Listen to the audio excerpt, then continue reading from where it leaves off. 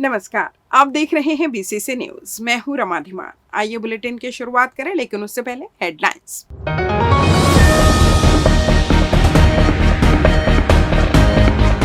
जनहित के मामलों में लापरवाही बर्दाश्त नहीं, तय सीमा में करें निराकरण। टीएल में हुई समीक्षा। गुटकू के 100 परिवारों को बेदखल करने नोटिस, कार्रवाई रोकने ग्रामीणों ने लगाई गुहार। डीजल चोरी के 3 आरोपियों को छोड़ा, एएसआई हुए सस्पेंड। अब नगरीय निकायों को 58 करोड़ की राशि जारी, कई क्षेत्रों में होंगे खर्च। हेडलाइंस के बाद खबरें विस्तार से। बिलासपुर कलेक्टर संजय अग्रवाल ने सोमवार को आयोजित साप्ताहिक समय सीमा की बैठक में शासन की प्राथमिकता वाली योजनाओं और विकास कार्यों की विभागवार समीक्षा करते हुए अधिकारियों को जनहित के मामलों का त्वरित एवं गुणवत्तापूर्ण निराकरण सुनिश्चित करने के निर्देश दिए। उन्होंने कहा कि आम नागरिकों की शिकायतों के समाधान में किसी भी प्रकार की लापरवाही बर्दाश्त नहीं की जाएगी और सभी विभाग निर्धारित समय सीमा का कड़ाई से पालन करें। बैठक में सीएम हेल्पलाइन की समीक्षा के दौरान लोक स्वास्थ्य यांत्रिकी विभाग की धीमी प्रगति पर नाराजगी जताते हुए कार्यपालन अभियंता को कारण बताओ नोटिस जारी करने के निर्देश दिए गए। शिक्षा विभाग की समीक्षा में एकल शिक्षकीय स्कूलों में जल्द अतिथि शिक्षकों की नियुक्ति तथा जरूरत पड़ने पर सेवानिवृत्त शिक्षकों की सेवाएं लेने के निर्देश दिए गए। कलेक्टर ने जर्जर स्कूल भवनों में कक्षाएं नहीं लगाने और वैकल्पिक व्यवस्था के साथ नए भवनों के प्रस्ताव शीघ्र भेजने कहा। डीएमएफ के तहत स्वास्थ्य विभाग द्वारा प्रस्ताव नहीं भेजे जाने पर भी उन्होंने असंतोष जताया। स्वास्थ्य सुविधाओं के विस्तार के लिए उपलब्ध संसाधनों का प्रभावी उपयोग करने के निर्देश दिए। प्रधानमंत्री किसान सम्मान निधि योजना के तहत शेष किसानों का सत्यापन 15 अगस्त तक पूरा करने तथा सभी कार्यालयों में बायोमेट्रिक उपस्थिति प्रणाली का 100% पालन सुनिश्चित करने के निर्देश दिए गए। बैठक में 18 जुलाई को प्रस्तावित जिले व्यापी वृक्षारोपण अभियान, एग्रीस्टेक पंजीयन, सुशासन तिहार, पीएमओ पोर्टल, सामाजिक सुरक्षा पेंशन, जनदर्शन, खाद बीज की उपलब्धता और खरीफ सीजन की तैयारियों की भी विस्तृत समीक्षा की गई। बिलासपुर उरगा मार्ग पर निर्माणाधीन भारतमाला हाईवे में सोमवार रात एक बड़ा सड़क हादसा हो गया। तोरवा थाना क्षेत्र के दर्रीघाट ढेका कर्रा के पास सरपा नदी पर बन रहे अधूरे पुल से एक तेज रफ्तार टाटा नेक्सन कार करीब 30 फीट नीचे जा गिरी। हादसे में कार सवार 4 युवक गंभीर रूप से घायल हो गए। सभी कोरबा से बिलासपुर की ओर आ रहे थे। तोरवा थाना प्रभारी रजनीश सिंह के अनुसार रात करीब 8 बजे दुर्घटना की सूचना मिली। जिस स्थान पर हादसा हुआ वहां भारतमाला परियोजना के तहत पुल का निर्माण कार्य जारी है। पुल का अंतिम हिस्सा और आगे की सड़क अभी पूरी तरह तैयार नहीं है। प्रारंभिक जांच में सामने आया कि कार सवारों को अधूरे पुल की जानकारी नहीं थी। तेज रफ्तार के कारण कार सीधे निर्माणाधीन हिस्से तक पहुंच गई और पुल के अधूरे सिरे से हवा में उछलते हुए लगभग 30 फीट नीचे जा गिरी। हादसे की तेज आवाज सुनकर आसपास के ग्रामीण मौके पर पहुंचे, तत्काल पुलिस को सूचना दी। पुलिस डायल 112 और एम्बुलेंस की टीम ने स्थानीय लोगों की मदद से कार में फंसे 4 युवकों को बाहर निकालकर अस्पताल पहुंचाया।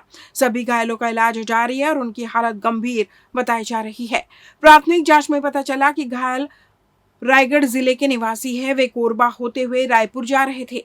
पुलिस ने परिजनों को घटना की सूचना दे दी है तथा दुर्घटना कारणों की विस्तृत जांच शुरू कर दी है। हादसे के बाद निर्माणाधीन हाईवे पर सुरक्षा इंतजाम और चेतावनी संकेतों को लेकर भी सवाल उठने लगे हैं। पुलिस मुख्यालय के निर्देश पर चलाए जा रहे चेतना विरुद्ध नशा एवं प्रहार अभियान के तहत कोटा पुलिस ने साइबर अपराधों से बचाव और यातायात नियमों के पालन को लेकर विशेष जन जागरूकता अभियान चलाया। वरिष्ठ पुलिस अधीक्षक रजनीश सिंह के निर्देशन में आयोजित इस कार्यक्रम में ग्राम नवागांव के हाई स्कूल तथा कोटा के नाका चौक में विद्यार्थियों और आम नागरिकों को जागरूक किया गया। ग्राम नवागांव के हाई स्कूल में आयोजित कार्यक्रम में छात्र छात्राओं एवं शिक्षकों को साइबर ठगी के नए तरीकों, फर्जी कॉल, ओटीपी साझा न करने, सोशल मीडिया के सुरक्षित उपयोग तथा ऑनलाइन धोखाधड़ी से बचने के उपायों की जानकारी दी गई। पुलिस अधिकारियों ने किसी भी संदिग्ध साइबर गतिविधि की तत्काल शिकायत करने की अपील भी की। वहीं कोटा के नाका चौक में आयोजित जन जागरूकता कार्यक्रम में वाहन चालकों और आम लोगों को हेलमेट एवं सीट बेल्ट के अनिवार्य उपयोग, निर्धारित गति सीमा का पालन, नशे की हालत में वाहन नहीं चलाने तथा यातायात नियमों का पालन करने के लिए प्रेरित किया गया। इस दौरान सहायक उप निरीक्षक शिव कुमार साहू, प्रधान आरक्षक मोहित कुमार सोनकर सहित कोटा पुलिस की टीम ने लोगों को सुरक्षित यातायात और साइबर सुरक्षा के प्रति जागरूक रहने का संदेश दिया। दक्षिण पूर्व मध्य रेलवे एससीसीआर के नए मुख्य जनसंपर्क अधिकारी के रूप में भारतीय रेलवे यातायात सेवा 2015 बैच के अधिकारी शेख समी उर रहमान ने सोमवार को पदभार ग्रहण कर लिया। उन्होंने ये जिम्मेदारी डॉक्टर सुस्कर विपुल विलास राव से संभाली। डॉक्टर विलास राव का तबादला रायपुर रेल मंडल में वरिष्ठ मंडल वाणिज्य प्रबंधक सीनियर डीसीएम के पद पर किया गया। दुर्ग के रहने वाले शेख समी उर रहमान ने एनआईटी रायपुर से सूचना प्रौद्योगिकी आईटी में बीटेक की पढ़ाई की है। इससे पहले वे पूर्वोत्तर रेलवे के वाराणसी मंडल में वरिष्ठ मंडल वाणिज्य प्रबंधक के रूप में अपनी सेवाएं दे रहे थे। वाराणसी मंडल में कार्यकाल के दौरान उन्होंने यात्रियों की सुविधाएं बढ़ाने और रेलवे की गैर किराया और नॉन फेयर रेवेन्यू में वृद्धि के लिए कई प्रभावी पहल की। उनके उत्कृष्ट कार्यों को देखते हुए भारतीय रेलवे ने वर्ष 2024 में उन्हें अति विशिष्ट सेवा पुरस्कार से सम्मानित किया।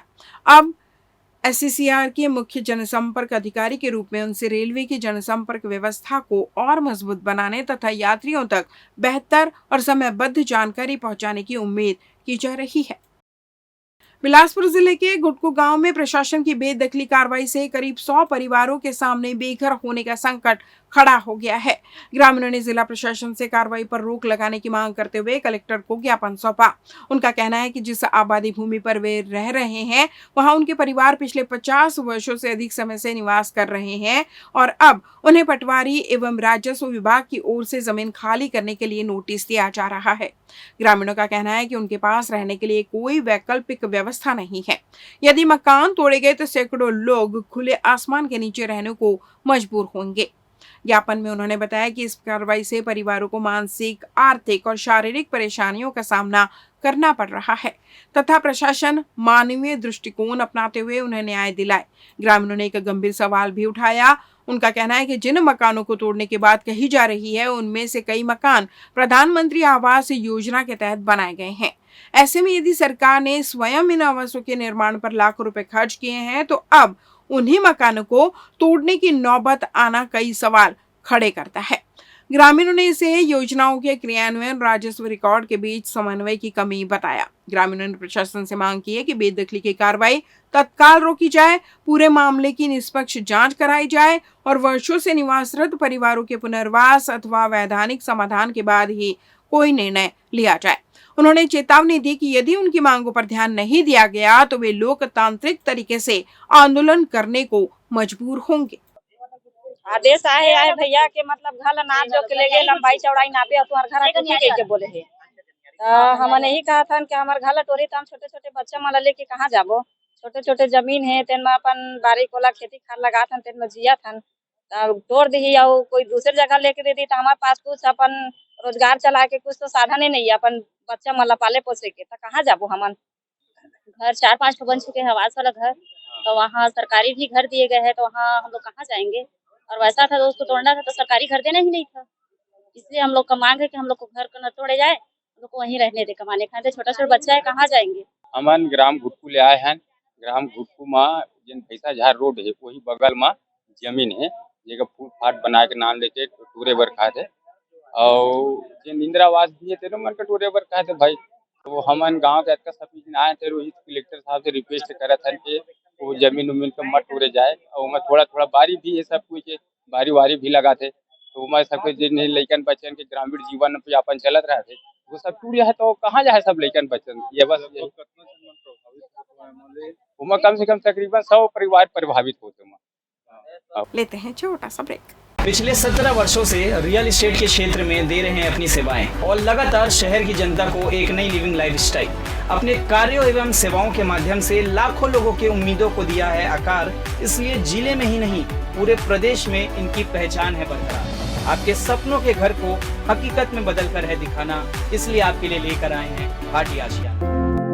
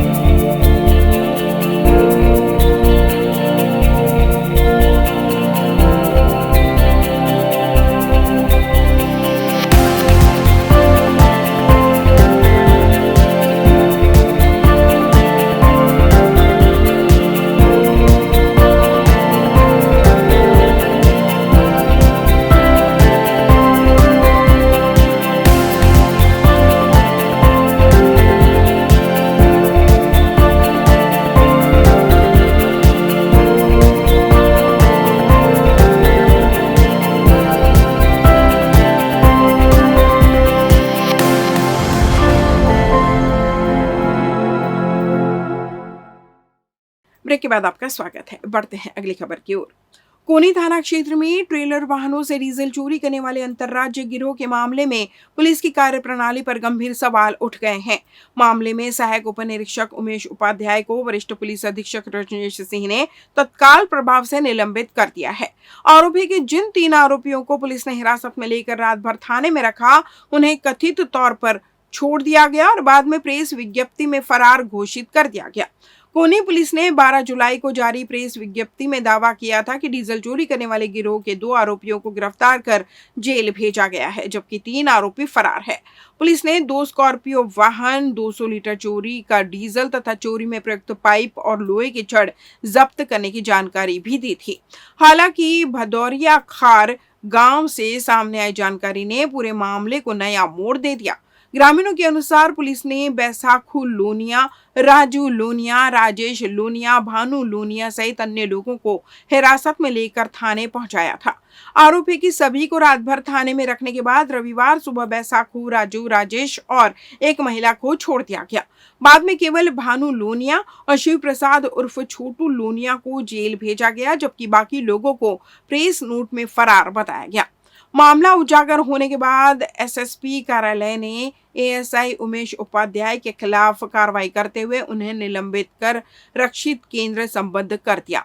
आदेश में कहा गया है कि विवेचक ने 5 आरोपियों को पकड़ने के बावजूद वरिष्ठ अधिकारियों को जानकारी दिए बिना 3 को छोड़ दिया, जो गंभीर लापरवाही और संदिग्ध आचरण दर्शाता है। अब यह मामला सिर्फ डीजल चोरी तक सीमित नहीं रह गया है, बल्कि पुलिस की निष्पक्षता, आरोपियों को कथित संरक्षण और संभावित लेन देन जैसे गंभीर सवाल भी खड़े कर रहा है। प्रारंभिक जांच में शुरू की गई और जांच रिपोर्ट के बाद मामले में और बड़े खुलासे होने की संभावना है। छत्तीसगढ़ हाई कोर्ट ने बालोद जिले की सहायक शिक्षक पंचायत को बड़ी राहत देते हुए उनकी सेवा समाप्ति का आदेश निरस्त कर दिया। हाई कोर्ट ने माना कि विभाग ने अनुशासनात्मक कार्रवाई में निर्धारित नियमों का पालन नहीं किया और गलत प्रावधान के तहत बर्खास्तगी का आदेश पारित किया। बता दें कि याचिकाकर्ता शिक्षक ने पारिवारिक कारणों के चलते अवैतनिक अवकाश लिया था, जिसे स्वीकृत करने के बजाय उनके खिलाफ अनुशासनात्मक कार्रवाई कर दी गई। दरअसल बालोद जिले की रहने वाली तस्लीम बानो की नियुक्ति वर्ष 2005 में सहायक शिक्षक पंचायत के रूप में शासकीय प्राथमिक शाला शिकारी टोला में हुई थी। वर्ष 2009 में उनका नियमितीकरण कर दिया गया। पारिवारिक कारणों से उन्होंने 9 फरवरी 2015 को अवैतनिक अवकाश के लिए आवेदन दिया था। इसके बाद 4 नवंबर 2020 को व्यक्तिगत कारणों का हवाला देते हुए विकास खंड शिक्षा अधिकारी डोंडी लोहारा को त्याग पत्र भी सौंपा। हालांकि विभाग ने उनका इस्तीफा स्वीकार नहीं किया, इसके बजाय विभागीय जांच करते हुए 24 अगस्त 2021 को उन्हें सेवा से बर्खास्त कर दिया गया। जिला कार्यालय में मंगलवार को आयोजित साप्ताहिक जनदर्शन में कलेक्टर संजय अग्रवाल ने शहरी और ग्रामीण क्षेत्रों से आए लोगों की समस्याएं सुनी और संबंधित अधिकारियों को त्वरित कार्रवाई के निर्देश दिए। इस दौरान नगर निगम आयुक्त प्रकाश कुमार सर्वे और जिला पंचायत सीईओ संदीप अग्रवाल भी मौजूद रहे। ग्राम पंचायत सेवार के सरपंच दिलहरन लाल रजक ने गांव में 200 फलदार पौधों की मांग, पूर्व माध्यमिक शाला में नया शौचालय एवं प्रार्थना शेड निर्माण तथा मुक्तिधाम तालाब और साप्ताहिक बाजार स्थल से अतिक्रमण हटाने की मांग रखी। नवागांव सोन साय के ग्रामीणों ने राशन दुकान में कम तौल और चने का वितरण नहीं किए जाने की शिकायत की। तखतपुर के नवापारा निवासी ईंट भट्टा मजदूर भोजराम डहरिया ने 23,850 रुपए की बकाया मजदूरी दिलाने के गुहार लगाए, जिस पर कलेक्टर ने संबंधित विभाग को जांच कर कार्रवाई के निर्देश दिए। रानी दुर्गावती वार्ड की वृंदा पटेल ने राशन कार्ड को बिलासपुर से रायगढ़ स्थानांतरित करने का अनुरोध किया। वहीं मस्तूरी के वृंदावन निवासी दुकेश कुमार पाटले ने गांव से 3 किलोमीटर दूर प्रस्तावित आंगनबाड़ी केंद्र का विरोध करते हुए इसे गांव के भीतर बनाने की मांग की। कोटा क्षेत्र की चपोरा सरपंच दीपमाला ने 4 फीडरों में लगातार हो रही अघोषित बिजली कटौती से ग्रामीणों की परेशानी बताई। जनदर्शन में शाला प्रवेशोत्सव, भूमि राजस्व और अवैध कब्जे से जुड़ी शिकायतें भी सामने आई, जिन पर कलेक्टर ने अधिकारियों को शीघ्र निराकरण सुनिश्चित करने के निर्देश दिए।